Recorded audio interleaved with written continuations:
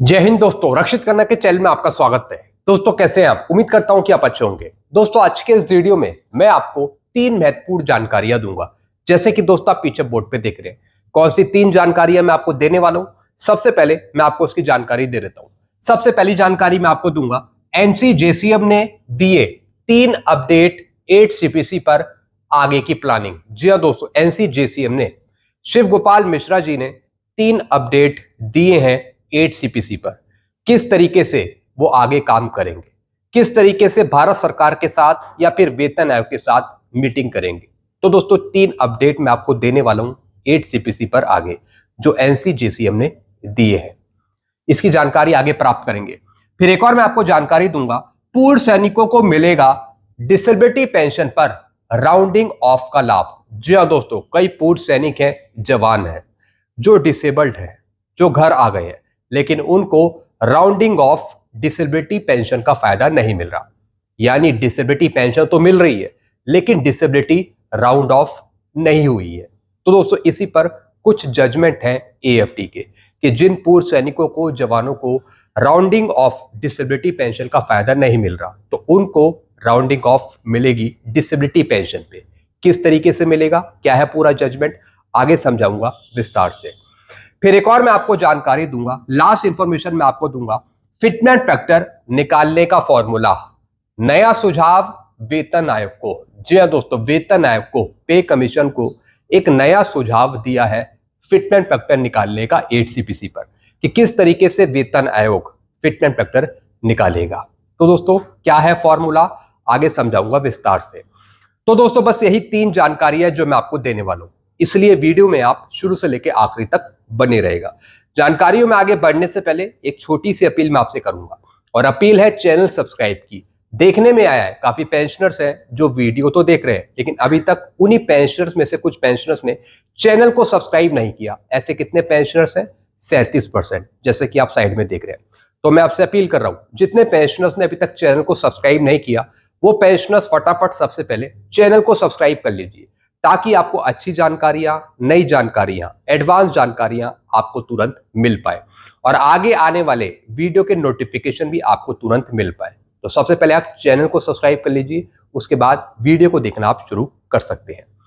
चलते हैं दोस्तों पहली जानकारी की तरफ। एनसीजेसीएम ने दिए 3 अपडेट 8 सीपीसी पर। जी हाँ दोस्तों, एनसीजेसीएम ने, शिव गोपाल मिश्रा जी ने लेटर लिखकर 3 अपडेट दिए हैं 8 सीपीसी पे। सबसे पहला अपडेट है, 18 सवालों के जवाब दिए। जी हाँ दोस्तों, जो वेतन आयोग ने आपसे 18 सवाल पूछे थे, तो दोस्तों शिव गोपाल मिश्रा जी ने या फिर उनके टीम के सदस्यों ने 18 सवालों के जवाब दे दिए।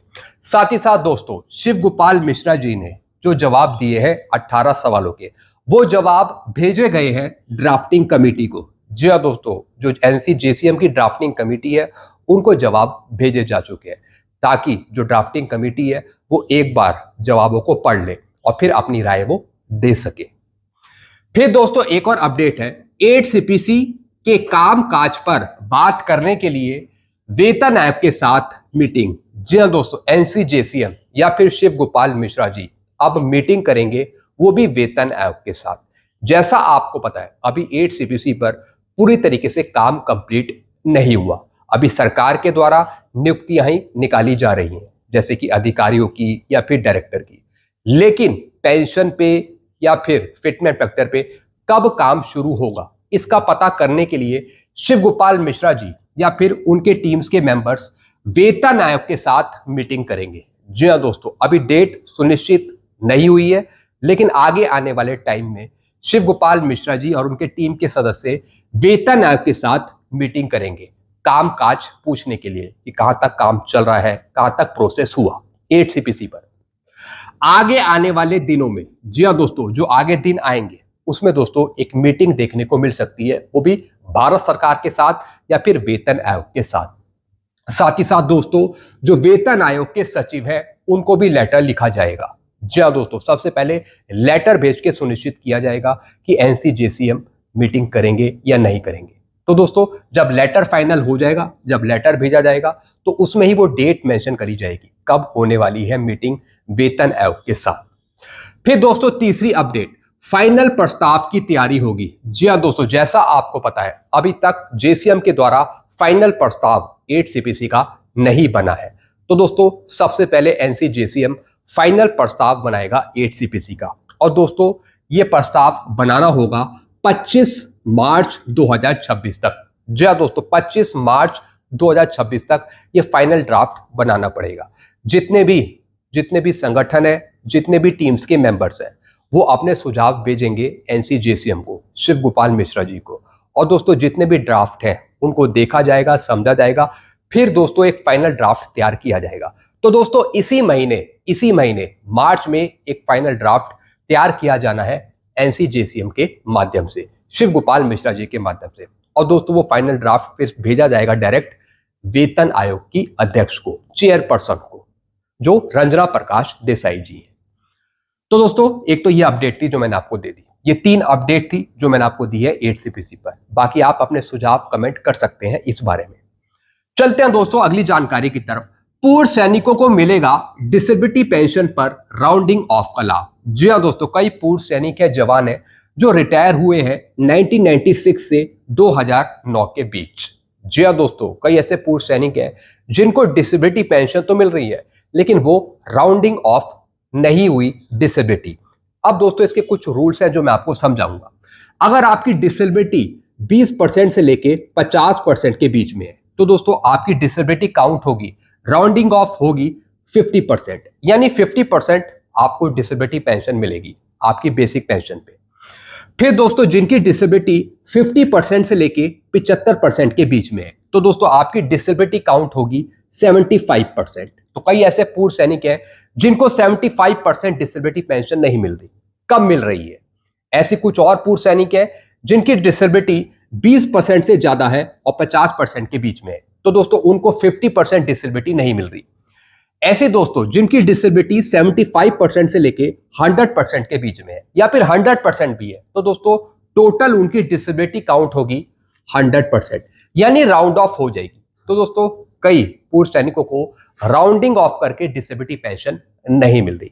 इसके लिए कई पूर्व सैनिक जवान कोर्ट केस भी कर रहे हैं एएफटी में, और दोस्तों एएफटी उनके हक में फाइनल फैसला सुना रहा है कि फाइनल उनको राउंडिंग ऑफ डिसेबिलिटी पेंशन का फायदा दिया जाए पेंशन डिस्पेंसिंग एजेंसी के द्वारा।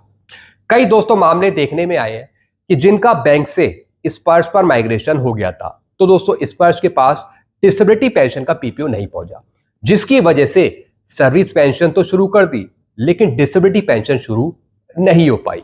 आधा से ज्यादा केस है जिनको बैंक से निकलकर स्पर्श में डाल दिया गया था, अब वो बेचारे सैनिक परेशान हो गए।